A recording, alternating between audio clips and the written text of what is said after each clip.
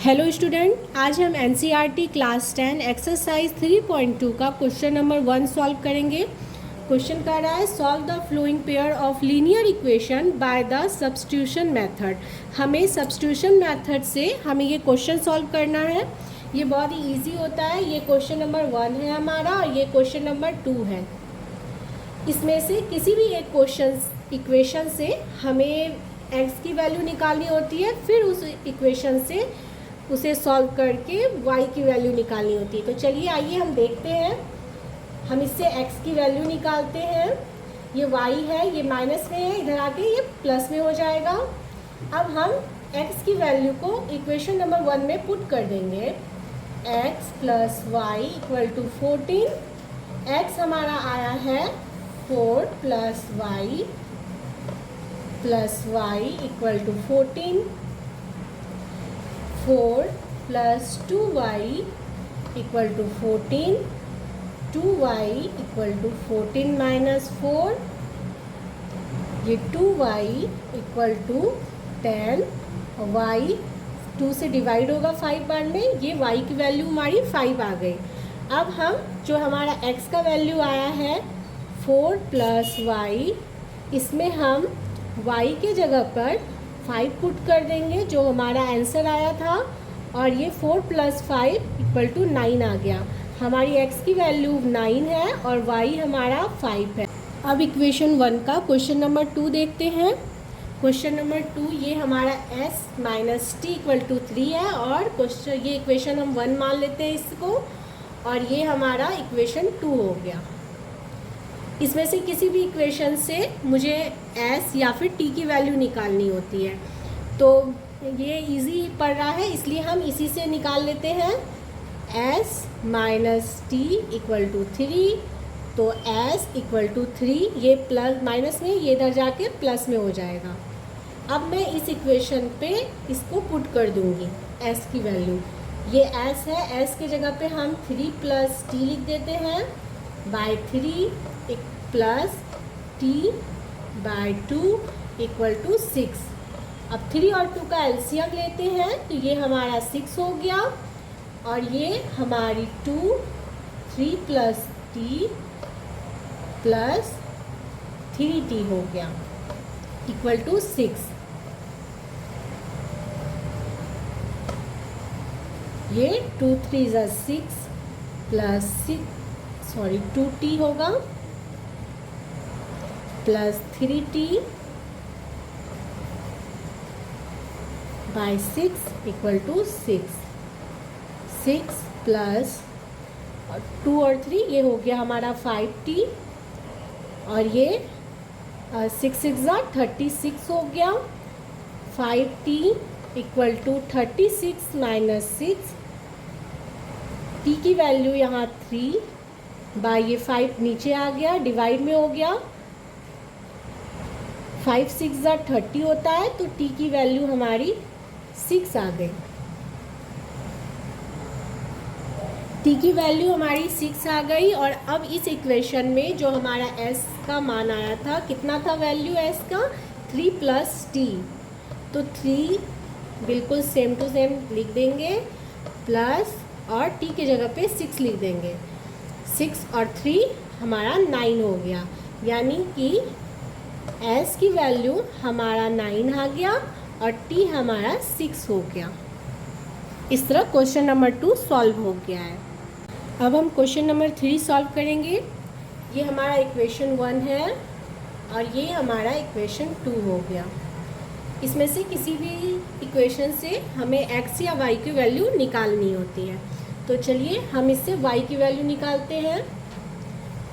ये minus Y है, minus Y equal to 3, ये प्लस में है तो ये हमारा माइनस में हो जाएगा।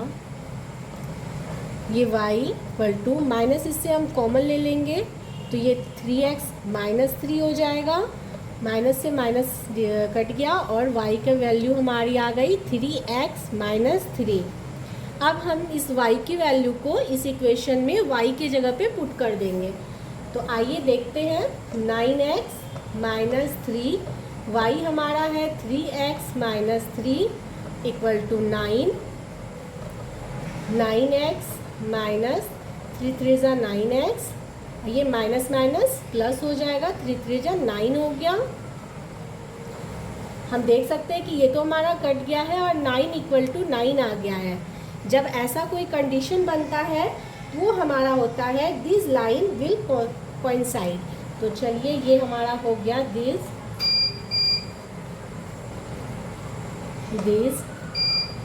Line will coincide. इस तरह हमारा क्वेश्चन नंबर 3 सॉल्व हो गया। अब हम क्वेश्चन नंबर 4 देखेंगे। ये हमारा इक्वेशन 1 और ये इक्वेशन 2 है। इसमें से किसी भी इक्वेशन से हम x या y की वैल्यू निकालते हैं। तो चलिए पहले हम इक्वेशन 1 से ही हम इससे निकाल देते हैं।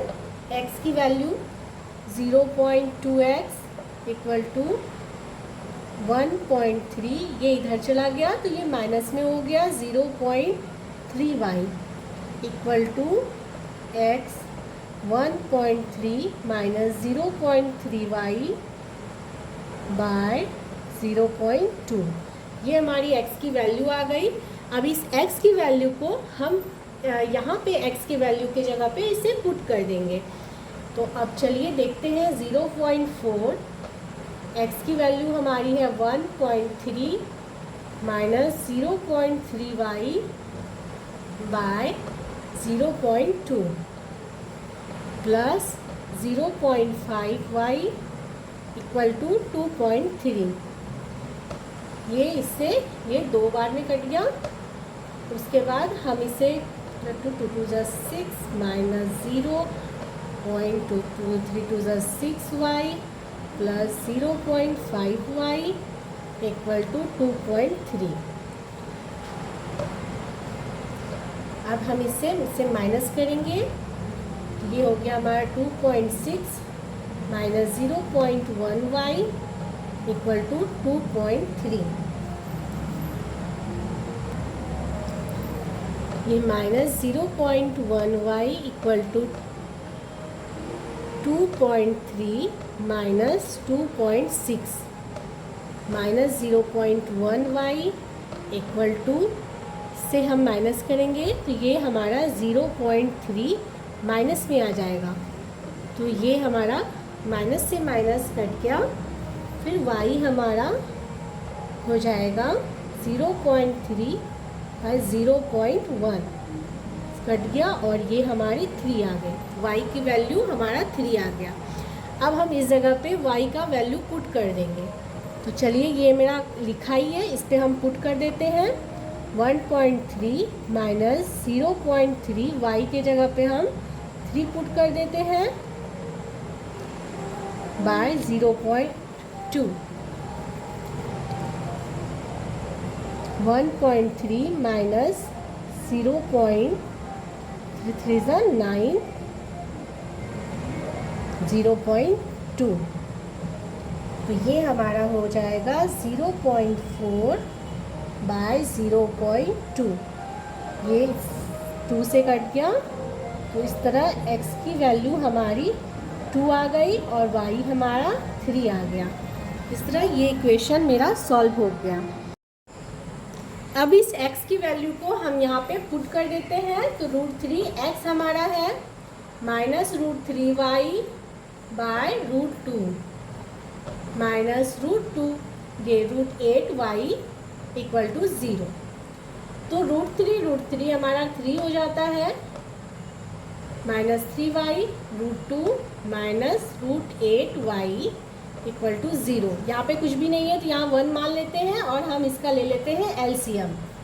जब हम इसका एलसीएम ले लेंगे तो ये माइनस 3y तो हो ही जाएगा। और मैं इसे यहाँ पे आपको रफ करके दिखाती हूँ। √8 इंटू √2 जब हम करते हैं तो ये पूरे में रूट आ जाता है और ये हमारा 8 2 जा 16 हो जाएगा। और 16 का हम जानते हैं वर्ग हमारा क्या होता है, 4 होता है। रूट से निकालने पे हमें 4 मिलता है इसका। तो हम यहाँ हमारा 4y हो गया equal to 0, minus minus plus हो जाएगा माइनस 7y √2 इक्वल टू 0। हम देख सकते हैं कि -7y इक्वल टू 0 हो जाएगा, क्योंकि ये √2 से किसी भी चीज़, 0 से किसी भी चीज़ को मल्टीप्लाई या डिवाइड करते हैं तो वो 0 हो जाता है। तो हमारी y की वैल्यू 0 हो गई। और इस तरह अब हम इसे यहाँ पे पुट कर देंगे। x हमारा -√3y है, तो y के जगह पे हम 0 डाल देंगे, ठीक है। और √2, 0 से किसी भी चीज़ को मल्टीप्लाई या डिवाइड करेंगे 0 हो जाएगा। तो फाइनली x भी हमारा 0 हो गया और y भी हमारा 0 हो गया। इस तरह क्वेश्चन नंबर 5 सॉल्व हो चुका है।